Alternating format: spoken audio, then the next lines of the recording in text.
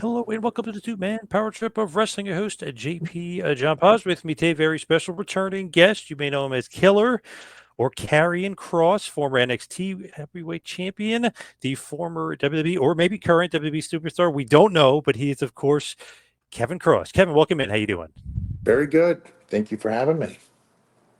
What is going on in your world, and what is going on with the book, which I have right here? Life is Fighting. How's everything going with the book? Really good. The tour has been very fun to do, and yeah, I'm just taking it all in every day. It's been pretty awesome. So it's been received really well from people. I get to hear about it all the time, which I love. Their favorite chapters and um, how the book made them feel. Um, it's been wonderful.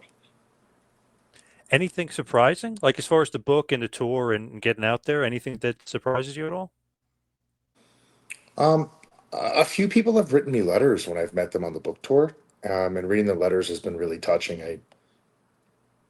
Um, I was hoping the book was going to resonate with people and some of the stories in it, which it has, but to this degree, it's been honestly really very touching.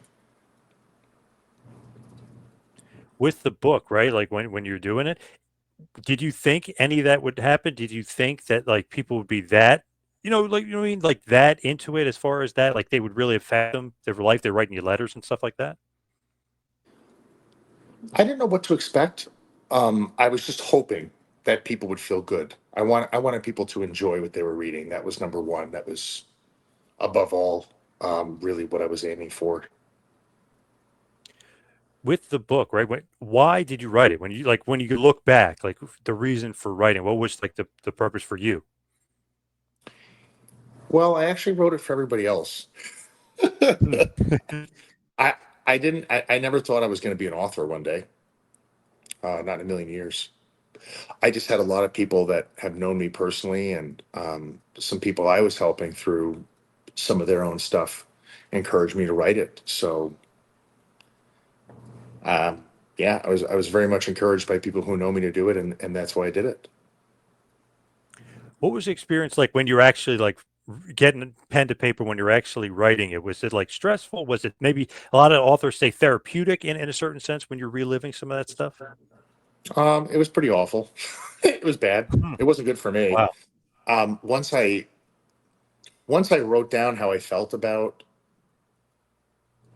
what was going on, and I was recalling things, like I don't necessarily 24/7 live in the places that I wrote about. Sometimes it's just not on your mind, just like any memory that you have.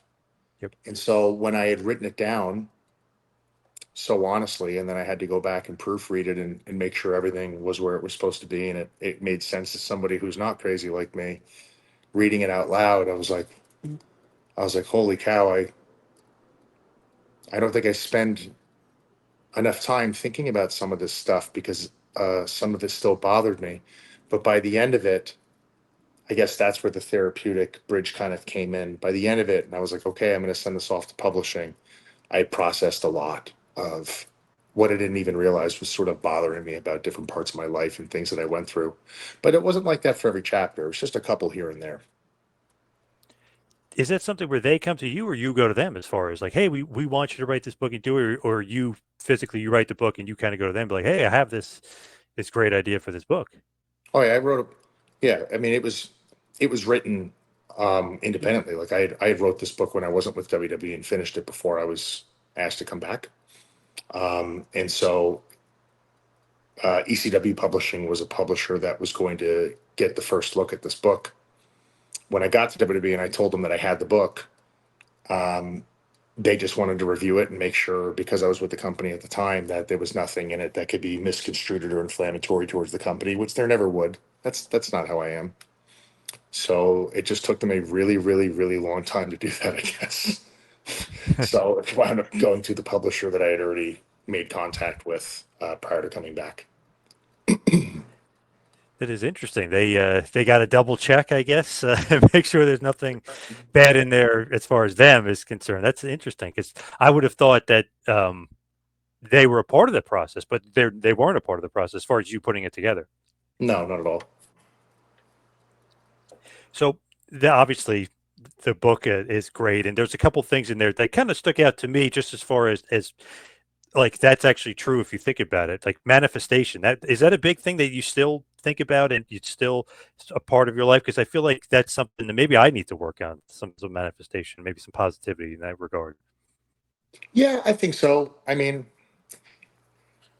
this subject has kind of been bastardized a lot through Hmm. podcasting and through social media and stuff like that. It's kind of become a bit of a joke, and rightfully so, depending on how you choose to discuss it and convey it to other people. Like anytime anyone has any sort of ideology they want to share or sell to a community of people, um, I always say it's wise to maybe stay away from the mysticism aspects of it as much as possible when you're attempting to convey an idea to people who don't subscribe to the way that you think.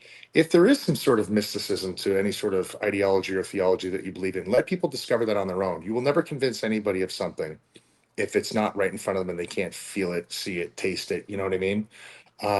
So, as far as like manifestation, I am not trying to tell people that I can pull a rabbit out of a hat if I think about it long enough.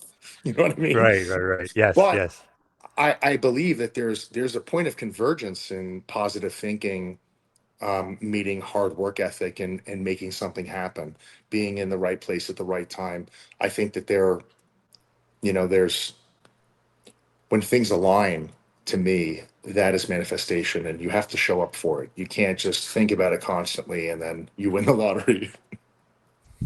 Right. It doesn't just happen. You can't just No. say it and it just appears. Yeah. There's got to be A plus B equals C kind of thing. Yep. So looking at it, right, I was at SummerSlam, the great show. I was at night one, of course, but the great show. Like, what was your kind of experience? What did you feel? Because I feel like the crowd was definitely behind you. You got a nice pop coming out. Good match with Sami Zayn. Was your experience and feeling on SummerSlam? Really awesome. Like that was my first singles match at SummerSlam. I was really happy to be there. Um, I mean, I've been watching SummerSlam since I was a little kid on VHS. I could sit here and tell you about Ultimate Warrior versus Ravishing Rick Rude. I probably watched that match on VHS like honestly like over 200 times growing up. The build towards that was awesome. Or like Rockers versus Power and Glory. I could give you Ooh, some deep yeah, cut matches that no one yeah, really yeah. talks about or thinks about like over time. I've always loved SummerSlam when I was little. SummerSlam had a different vibe than the rest of the pay-per-views, and to be a performer on that show, I think is really cool. The novelty of being able to know that I was able to do that is cool. Um, I would have liked to have done things a little bit. How should I say? I thought that there was going to be something a lot more hyper violent that we are going to be able to get into with me and Sammy. Nevertheless, I was thrilled to be there and to perform. I was really hoping that I was going to be able to, get very FMW about it with Sammy, for those who know the reference. Yes, yes. Is it like they want to tell like a simple story, or they just didn't want to have too many hardcore matches going involved, or is there like what's like the thought process? I don't think I could speak to the thought process because I'm just not in the room when that thought process takes place. I don't want to put words in people's mouths, but Yep, I gotcha. just, we get there and we get what we get and we do the best we can with it. And I'm glad people enjoyed it, and I was certainly happy to be there. Um, but yeah, I would have I don't know. I would have loved to have set up a scaffold and get 300 tables and have a scaffold match with Sammy where we both fall off into lava, and the ring explodes and UFOs show up and Elvis comes out and he's like, "I told you that was gonna happen." Like something just outrageous for a PLA.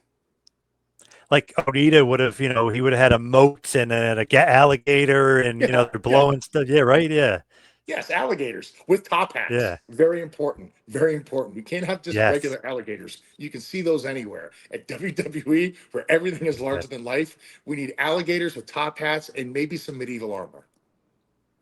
Now, would the alligator have bitten Sammy though? Is that the end game? Does he eat Sammy alive? You know what I mean? You got to get crazy with it. I mean that I would imagine they'd want to eat him instead of eat me because Yeah. he was a liar. But I mean I have to keep my word. I said I was Yeah. going to leave him alone if he won. So I mean I have to leave him alone. He didn't even hit me with the That's true. pipe for God's sakes. That bastard could have got a That's DQ true. win. Could have got a DQ win. Do you like that story though that they told with that with the pipe and he's like the virtuous guy? He's not going to. Do you like that story? Because I don't know. It kind of would have been better if he did cheat. Like it kind of would have maybe led more credence to what Karrion Kross was saying there. I heard that a lot from people.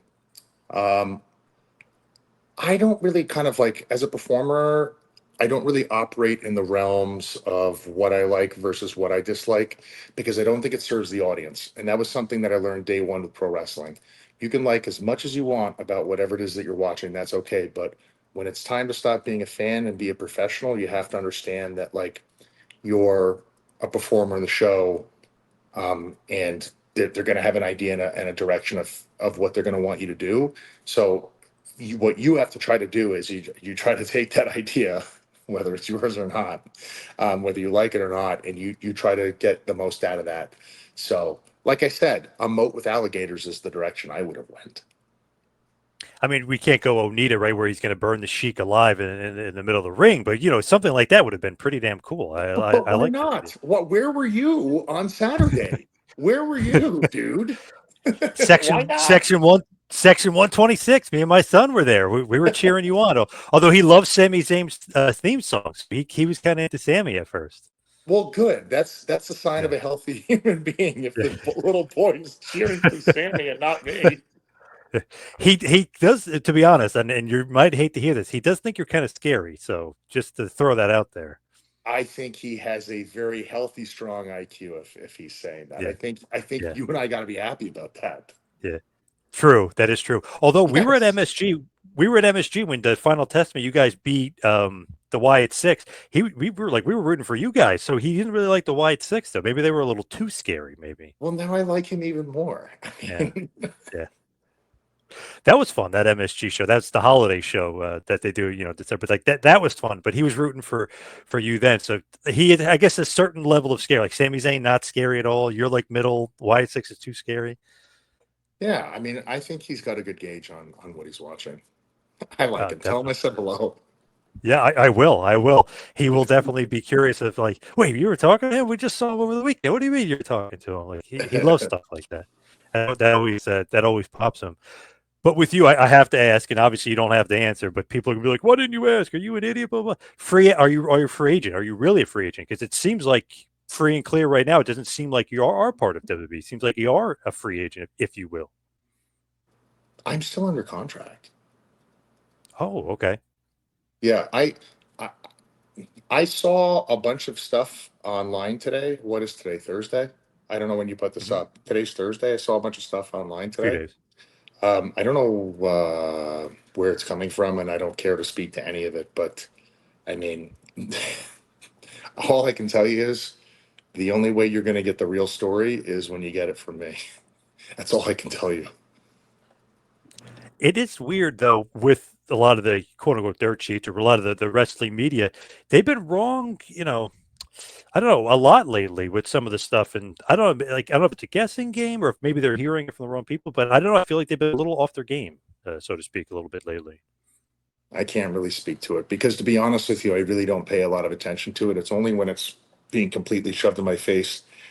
And Right. like friends and family that I know are sending me articles being like, "This isn't my news feed. Is this true?" And I have to be like, "Guys, relax. Like, don't you think I would have told you if something like this happened? You know?" And even with Yep. this, like, this is just always going to be a reoccurring thing, with media in general, where they select something that somebody says and they completely wipe away the context, and then they try to isolate the statement for a clickbait headline, and no one actually reads the article. People get wound up, and they don't realize people haven't figured it out yet that how ad revenue works and monetization for clicks and stuff like that online, and they get pissed or they get disappointed. I'm not saying everything that every single website says is not true, and that's how every website operates. But People get worked all the time, and they know what they're doing. Like they absolutely know what they're doing. But um, I can't really speak to any of the legitimacy of anything that is being recently reported. But I'll tell you right now, everyone's going to know exactly what's going on very soon. So, like, they're going to know. Nice, love that. And obviously, like you said, you're not a free agent. I don't know where they got that from, but I get maybe they're guessing because you lost at SummerSlam. That's just a guess that I'm throwing out there. I don't know. I don't want to. I'm not. I don't. I don't worry about it. It doesn't. It doesn't affect my life at all. But for the sake of people who actually care and it means something to them, like I, my heart goes out to them because I don't know. Eventually, you know what's going to wind up happening. Eventually, people are just going to look up who's actually publishing the articles, and they're never going to read those articles when they come from a particular person because their Yep. legitimacy as someone who's supposed to be a source is going to be shot. That's what's eventually going to happen. Yeah. I totally agree. Now, obviously, we want Cross. It's a huge chant going out there. When did you kind of start noticing the groundswell for yourself? Because now people are calling you like an underdog, which is funny, a 6'5", 265-pound underdog. But they're saying kind of like, you know what I mean? Like, when did you kind of notice the we want Cross stuff? Well, I feel like that began shortly after the AJ Styles match at the beginning of the year. And actually started like outside the arenas before it ever started inside the arenas. And at the time, truthfully, I didn't think that.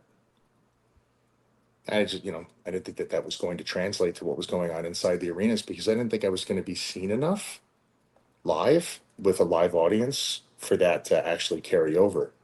Um, but a series of things happened where everything I was doing was resonating with people. I guess is the best way I can put it. That match with AJ, great match. But that kind of was almost like everyone's like, he's a great talker. He's such a great promo guy. I go, "Well, like, let's see him do it in the ring. And then you nail it in the ring. And then I feel like the groundswell was even more. Then they started really getting behind you. Yeah, it's challenging being a heel in commercialized wrestling with just the realities of it in terms of match format, unless you're there live. Because when you're watching wrestling on TV, typically, the guys walk down to the ring, and shortly after that, once the match begins, it goes to commercial. So on TV, most of the time, people don't really get a chance to see a lot of the heels work because most of their work is going to be in commercial break. It's just the reality of formatting. That's just kind of what happens. Yep. So a lot of the work that I've been doing for years um, was in commercial break, and then we come back from commercial, and depends on the business of the night what that winds up looking like. But um, it can be tough. It can be tough showcasing and demonstrating your work when you have a short amount of time with a commercial break in the middle. It's not impossible. It's not to say that it's impossible to build a relationship and a connection with the audience, but it's going to be very different in relation or comparison to other different matches that are going on in the show that might have more time allotted. PLE is a prime example. You don't really have commercials in the middle of the PLE matches, so people can really see what you can do. Um, but it's just part of the business. Um, and I'm glad that we were able to get to where we were. Super happy about that. So interesting that people were saying it. I honestly don't know if it is true or not because I thought they were chanting "We want Brock." A lot of people were saying at SummerSlam they were actually saying "We want Cross." Did you hear any of that, or did you pay any attention to that? Were people kind of almost arguing with each other over what people were saying outside the arena after the show? No, Oh wow, okay.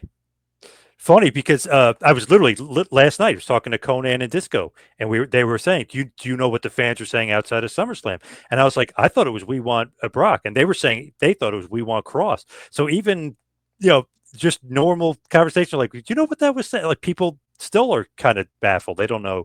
It could have been We Want Cross. I mean, it seems like in the arena it was We Want Cross earlier in night one. I know that. that's fun. Somebody sent me a bunch of videos of people in the audience. Uh, they were recording themselves on social media when they were in the audience and tagging me in it. And they were saying, "We want Cross." But I don't know. I just thought it was. I obviously saw when it went up online. I just laughed. I mean, it's kind of my usual reaction to shit. Yeah, you seem like you don't get bothered, but the fans, I mean, they're like they're upset about it. They get mad about it. Like, hey, we want Cross. Like that's what we're chanting here. Yeah, It's great to have that fan base. I mean, like as far as them being so passionate about you. I mean, because that's kind of like the name of the game here. You want fans invested so much so that they're actually getting like visibly mad and recording themselves. Hey, we're chanting this. yeah, it's awesome. And even Paul Heyman recently, I think it was with Ariel Hawani, he really put you over. I don't know if did you get a chance to see that he really put you over. Oh yeah, I was very, very, very flattered. Super flattered. Definitely. I mean, I was at a loss of words when I saw that. You have lots of conversations privately with people in the company that you might not have publicly. People passing out compliments and stuff like that about each other is a rare thing, and to get one from Paul publicly, he's always been very good to me for many many years, and I've always been a fan of his long before WWE. I was a kid once upon a time, uh, watching ECW and all of the behind the scenes stuff and understanding that he had a particular vision before ECW started of what wrestling was and people challenging him on that and him being able to prove people right over time. He's got a really, really cool story. Just the idea of him talking about me, the little kid in me is like, what? How is this real? What universe is this?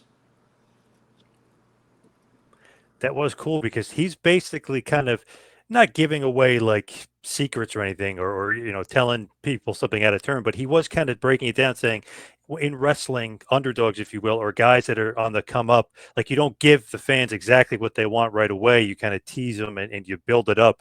Is that something that they are like telling to you, or is this something like that you're kind of maybe surprised hearing, or is this something you just feel?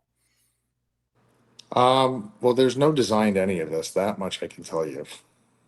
There really isn't. So, uh, yeah.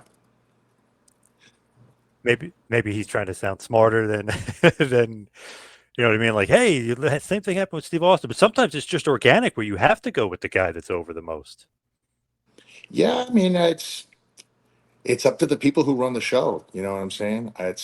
That's their call. I'm going to show up every single week and do the best job that I possibly can. And getting a compliment from him is that's another thing I'm never ever going to forget. I'll never forget it. Like um, I have such a profound level of respect for him. And anytime I've ever needed advice, I've always been able to go to him, and he's always been super helpful. And I've never talked about it or I've never mentioned it because I'm not a name dropper, but Paul Forever has always been very, very good to me. And yeah,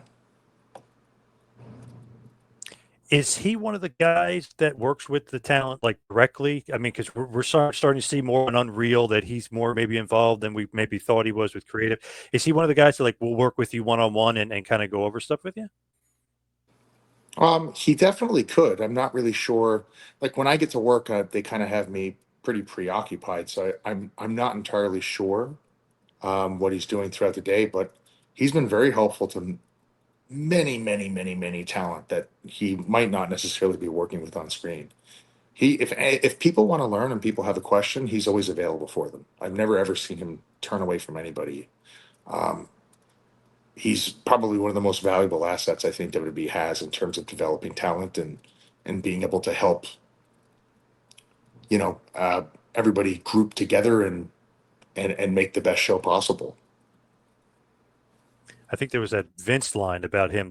He rather have Paul in the castle pissing out than out of the castle pissing in, or however that line goes. Basically saying like he's kind of invaluable in certain aspects that he'd rather have him on the team than on somebody else's team. Basically, I've never heard that quote. That's insane.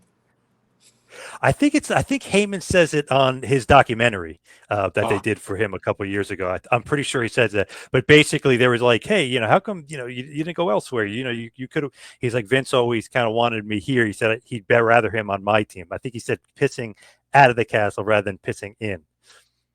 oh my god. Interesting. Yeah, very interesting quote. But it kind of makes sense though, because if you got a guy that's smart, why would you want him to, play in somebody else's sandcastle? You want him in yours and creating something great. Sure. So is this the last of you and Sammy though? Is that the final thing? Because the 3 match series, you had the night champions, which was good, Raw, which was I think the best match, and then obviously SummerSlam. Is this the end with you and Sammy? I legitimately don't know. I have no idea. In your head, in your mind though, are you done with him? Are you like, or are you thinking more? I don't know. I really don't know. I have no clue. I literally have no idea. I mean, I, I don't know. With Triple H, good relationship with Triple H as far as just you and him and creatively and everything else, good rapport. I think so. Can you go into any more detail or no? Well, I don't know. I see him every month. I see him every month. Like when I get to work on Mondays, I'm super like, you get in, they tell you what to do, they tell you what they're looking for. You show up and you do it, and I don't really like, put it this way. Mondays is difficult to socialize really with anybody, um, because they kind of have you on the move. So I wouldn't necessarily say that like Monday is a day where I really get to catch up with anybody. The days I get to actually catch up with people and chat with people and whatnot would probably either be the night before where we could go to dinner, or maybe the early morning where we get breakfast in the airport or something like that. So, like beyond just me being able to tell you I have a good working professional relationship with them, that's kind of it. So, For your promos, is that you or a collaboration? Obviously the prior regime was all scripted and everything else. Like, is that you and you're basically collaborating, or is that just you on your own kind of thing? well, the way it's kind of worked for me, personally speaking, is we get a bit of a framework from the team, and then there's a little bit of wiggle room within the framework. But in terms of where we are and what the crux of the story is, that's going to definitely come from creative. As long as you're not veering too far off the path, there's a little bit of flexibility. So you could say it was a collaboration, um, but like no one's ever gotten ahead of me and I don't know, asked me where would you like to take this over a 3 month period. It's nothing like that. And they're not saying like for your promo, hey, you got to say, suffering succotash and whatever. It's like they're, No, it's your words. for the most part, not all of it is, but a lot of it, yes. Because I feel like your promos definitely, as far as promos are concerned, for sure, some of the highlights of the night, even if it's just you and Kathy Kelly, and even if it's just 3.5 minutes or whatever it is, it always seems to knock it out of the park. It always seems like it's going to be interesting and intriguing because it always seems like, man, what is this guy going to say? It's like Sean O'Hare back in the day. I know that his was like very short and sweet, but it was very like this guy seems like he's very honest in a certain way, maybe a little demonic, but you know what I mean. You're going to get like this guy is being truthful with you. You believe what he's saying, and it's going to be interesting. Like this guy is maybe he's going to say something that's not necessarily normal promo speak or wrestler speak, right? You just seem like very I don't know. To me, like the highlight of the show most of the times is your promos. Thank you. The way I've had a little bit more flexibility to speak about the stories and narrate them when it's live. So I know a lot of people were not thrilled about when I was in commercial break stuff, but the fun part for me was just being able to be out there live with them. And so when you're out there live with them, all of the material that you've been given to speak about lands very differently for people watching who I guess have that top tier subscription or get to watch it on social media and the live crowd. And like any opportunity that I got, I was very happy to have it. And I've always wanted more. And it felt like there was a little bit more leeway for improv when I was out there live with the crowd, because it's an understood thing that you go with where the audience goes. You work with them, you work off of them. So I always really enjoyed doing this stuff live more than the backstage stuff. not that I disliked either or. I was ready to do anything at any time, but I really, really enjoyed any sort of live material that I got because then I was able to demonstrate that I could work with the audience on a whim, no matter what they're saying or what they're giving me. I can work with it, and I also think viewers, my opinion, just my opinion, I think viewers also like that a little bit more than sort of the closed off backstage stuff. I think they like, as a viewer at home, they like to see how the audience is reacting with the performers. So a little bit more leeway when you're out there with Kathy or Jackie. Very Nitro-esque with Mean Gene back in the day when he would be out there and the crowd and they would go back and forth. I love that. Like that's the way to do it. Me too, and I grew up on that too, so I know exactly what you're talking about. You remember those? Like they feel very different than the rest of the stuff in the show. There's more energy, obviously, because everyone is involved in the building. So Yeah, I mean, a Flair, he says something and he starts ripping his clothes off or, whatever. He put Mean Gene's in the middle. Like, what's going on here? It just added like an extra level. Like, you didn't know what was going to happen, but it was cool though, because the crowd get involved and then the character can react off of the crowd. So it made it yes, even like cooler. oh yeah, I do think though, when they do that commercial break or they're like cutting you off, this is maybe stupid of me, or maybe I'm being foolish, whatever. But I think that kind of led to more people being a fan of yours because they're like, give him more time. Like it created a groundswell, and even me and my buddy, we always like, you're like, why don't they give him more time? Like, and then all of a sudden you're the number one T-shirt seller. So in a weird backwards way, it did kind of work to a point in your favor to me. yeah. I know that there's an idea in the air where people are trying to frame it that way, and I don't think Yeah. it's entirely wrong. But the reality of it is, I was not given very much time to Right. do anything. And I Yeah. had to make the most of the time that I was given. And if I was given more time, I would have done just as good of a job or better. So I know that people are thinking like, well, it's because they weren't giving him anything. No, brother. That's part of it. The other part of it is that I was able to learn a new skill, which was to squeeze blood from a stone. So that's that was the big part of it. There's an underlying spin here that Yes. there's some Yes. mastermind behind the crowd getting behind me, and I can tell you, I can assure you, certain people did not ever want this to happen. So you can read into that however you like, and that's Right. the audience knows that. Hey, though, the guy that's actually squeezing the blood from a stone, it's a mastermind to me because, and maybe the puppet match, because he knocked it out of the park with this stuff. I mean, taking something so little and creating that and being able to the number one T-shirt seller and everything else. I mean, that's a damn great skill. I think so too. Was that shocking though? Like number one T-shirt seller, and it wasn't for a day. I mean, this was like for like a month or whatever. I mean, this was an extended period of time here. Oh yeah, definitely. One of the coolest parts about that, I think, is I was able to achieve this, and it wasn't even something that I did on television. I wish it was. I wish it was, but I did that with maybe, I don't know, a minute and 20 or a minute and 30 seconds improvisationally on a WWE YouTube channel. And I tried to tell people for a long time, if you really let me step up to the plate and swing, I could do this for you on the biggest scale possible. And um, I just all I needed them to do was turn the camera on, and I would take care of the rest. An old buddy of mine, R.I.P. Kevin Sullivan, an old buddy of mine used to tell me, "Hey, brother, you ever check out this guy, Killer Cross, brother? Check out his YouTube channel. It's got awesome videos. I'm going to be on them, recording some of them, or whatever."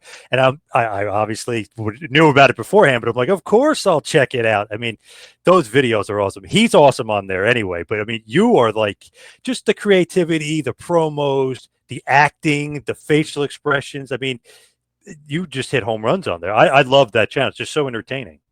Thank you. It's been around for a long time, and Yeah. that's kind of where I honed my craft and worked on everything before I was ever going to be on TV. So What was it like working with Big Kev, my old buddy? easy and fun. He had a great sense of humor about everything. The way. people think he is versus the way he actually was is quite different. Um, yeah, loved his baseball, loved talking about his family. Um, very easygoing, um, laughing about everything. I miss him a lot. Funny thing about him is that I think people are like, oh, he's demonic, he's nuts, and all that other stuff. He's one of like probably the smartest wrestler. No offense, even though I'm talking to you right now, he's probably the smartest wrestler I've ever met. Just because any subject, he's like a sports almanac, but then he's like a trivia guy, then he's a history. Like he's probably, and I was just talking to a buddy of mine, Jeff Buchan's, not long ago, former fencer, who was a good buddy of Kevin. We were talking about like, man, any conversation you could bring up with this guy, and he could like have a full blown conversation. Like, what a smart, like savvy guy, and even like sports, of course, he knew everything. Yeah, we had a conversation about the parallels of different things that I had done before WWE with my character and things that he did when he was wrestling full time.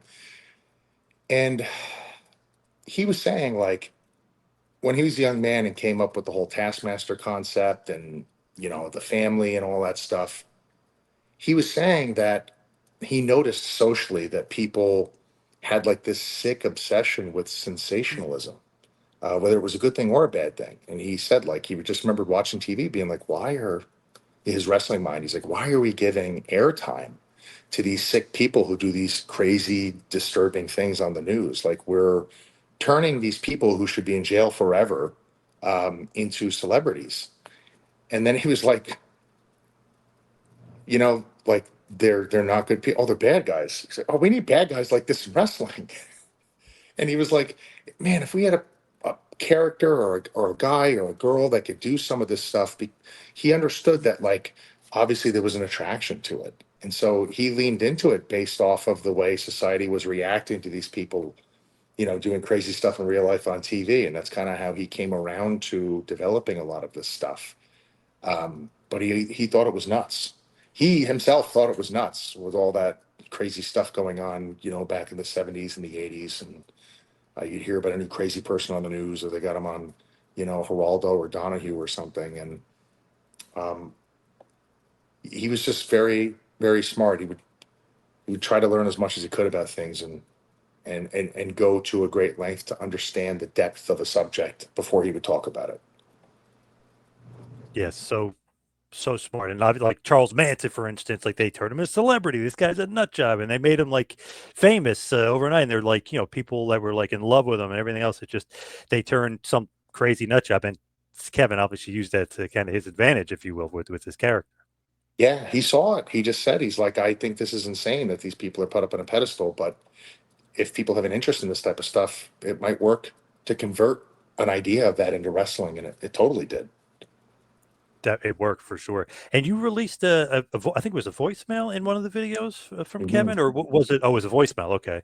Yeah, I have a bunch of voicemails and letters, Christmas cards, birthday cards, and stuff like that from people. Some of them still alive, and then some of them, are not alive anymore. And I hang on to those as like mementos. And anytime I was ever in like a really, really low period in my life, I would go back and look at those cards, or I'd listen to those voicemails. I have voicemails from my grandparents or friends that have passed away. I had a voicemail from Kevin that I would listen to from time to time when I was like in a dark place, not good place, and I just decided to share it. Um, just wanted to share it in the documentary. So Good, cool stuff, awesome stuff, and love hearing Kevin. My God, I recorded like hundreds of hours with him, so I could listen to him all day and all night. But man, he was saying like this guy, they should do more with this guy, brother. Like this guy, he's got it. You know what it is? It's like he's got it. yeah, Love that. When you're like doing promos and stuff, is he a part of like not the character, if you will, like Kevin Sullivan, the heel, the devil, the character? Is that a part of Cross and like promos and stuff, or like who is in your mind? Like people get like Hogan gets it from Superstar Billy Graham a little bit, or a little bit of Dusty, a little bit of Austin Idol. Like, is Kevin a part of that mix for you? I yes and no. Like I really liked a lot of the stuff that he did, and coincidentally, I began to do a little bit of it in my own act. I'd love to tell you that was on purpose. It kind of really wasn't. It's just kind of the way things happen. I was never looking for a valet or anything like that. Um, and I definitely never played any sort of satanic character. I've played like an evil or a dark character, but like I've never put any like imagery on myself. You know what I Right. mean? In that Yes. field of stuff. I just thought Yep. that would, for me personally, that's too far. It's not a character I'd want to play. But I've always loved the story of Darth Vader and Luke Skywalker, or the Emperor and Darth Vader. Not to Yep. say that Cross is sci-fi and he's got, a lightsaber, but the idea of, the dark alluring the good into it. I just think it's a tale as old as time. It goes back to Ra versus Set, ancient Egypt. There's just different aspects of it, the Shakespearean gaga of it all. I've always loved all that type of stuff. That's probably has to do with the entertainment that I've grown up watching as a kid. I was born in '85, so a lot of that, was in movies and TV and cartoons and stuff. But yeah, I can't necessarily say that.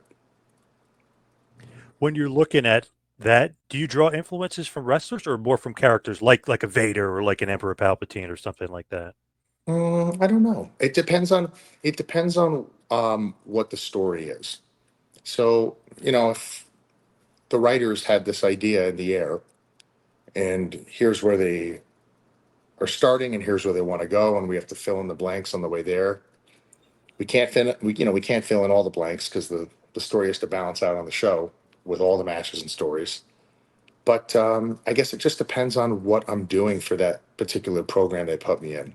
And I may draw inspiration from something that I saw or heard, or music, or a comic, or something like that. But I don't have a preset thing that I go to and be like, like a particular book of on one guy, or a series or something.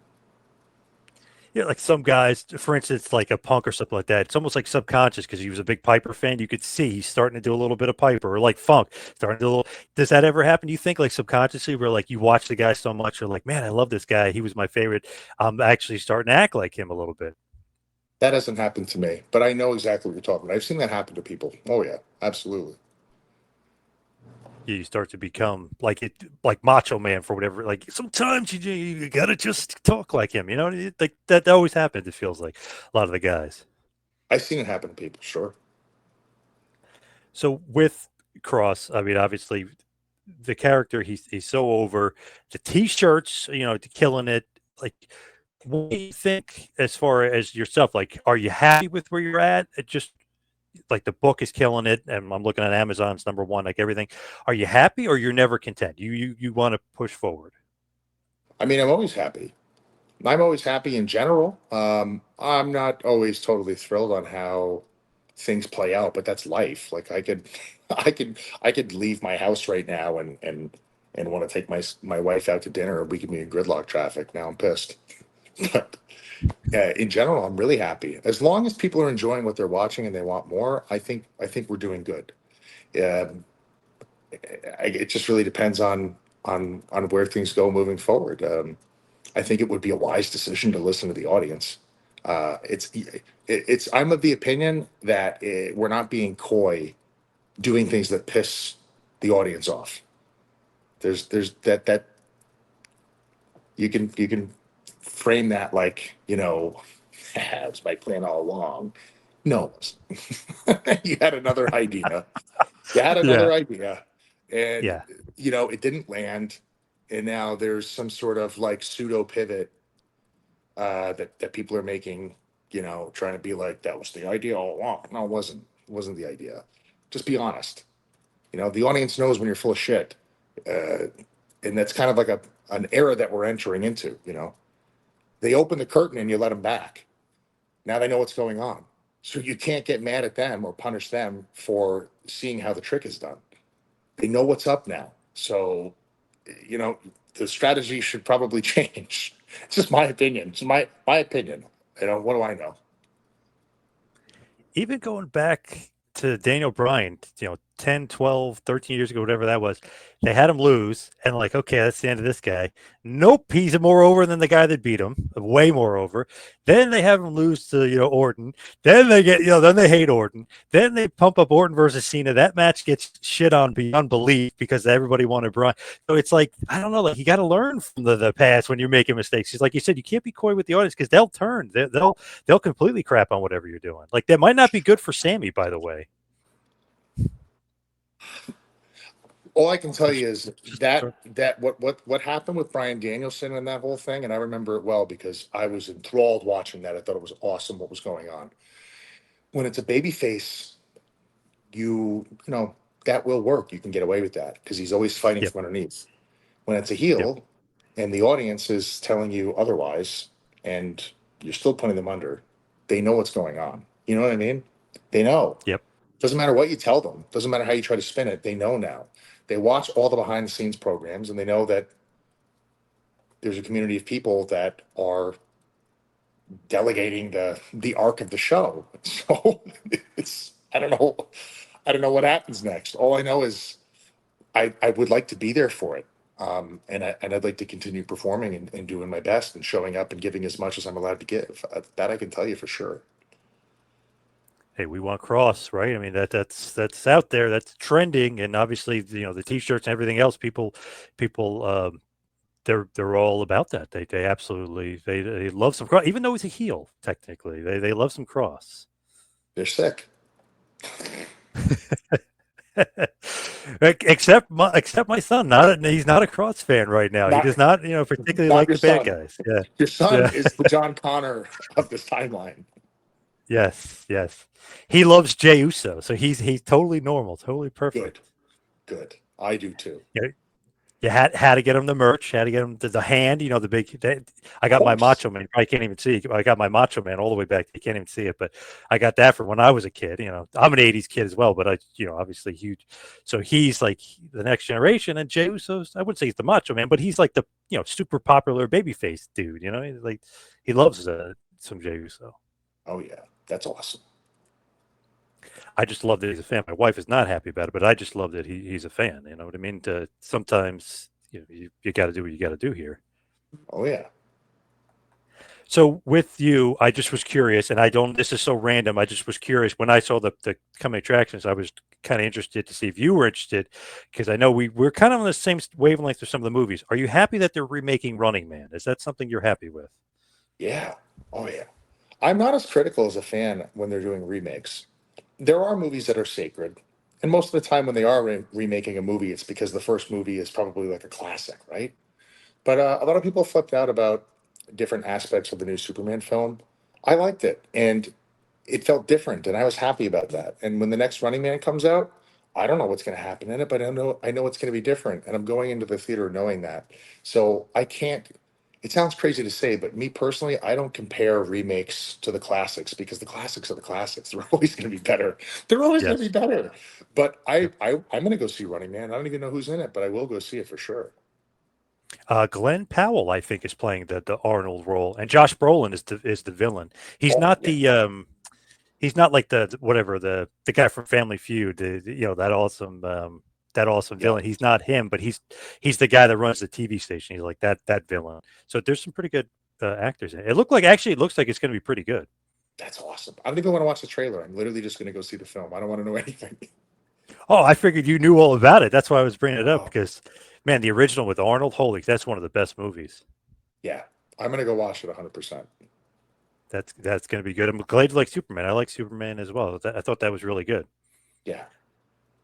He got beat up a lot, which I heard people were complaining about that, including Mike Francesa, who wasn't happy he was getting beat up a lot. But I thought that was great. He's a baby face. He's coming up. He's fighting from underneath. They have to create sympathy for him. He's the strongest human being in the Yeah. galaxy. So how are you?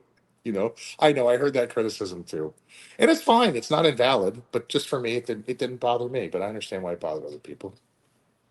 But Ultraman is like equal to him. I don't know if people realize that he's equal to him in every way. He's like his clone. You know what I mean? Like, of course he could beat him up. I hope people have seen the fucking movie. Oh well, I mean, oh whoops. Oh no, Yeah, I wrote it. Oh crap. I was so happy Think to see. it's I was so happy to see Ultraman in the film. As soon as I saw the U on his chest, it took me a minute and went, "Oh, it's Ultraman!" And I was like, I Yeah, already that was told a couple cool. of my friends. I said, I think this is what's going to happen. So That was cool. That was like a nice swerve. The swerve, bro. That was good. I like that. I was mentioning Running Man because of Jesse, the original Jesse the Body, your buddy, your boy, Jesse the Body Ventura. oh yeah. Have you heard from Jesse in a while? Have you seen him? Is he around? Have you spoken to him? Not recently, but I know him and his son were wondering when I was going to be on the next Saturday Night Main Event because they thought it would be cool if he called one of my matches. I don't have any control over that, but I would love that. Well, that's an awesome idea. That would be really cool if he did that. That would be awesome. Oh And yeah, I know he loves your impersonation of him too. he does. Thank God. That's great. Do you think you have the best impersonation, or do you think Sasso, or who do you think? Will Sasso does. It's not even. It's not even a debate.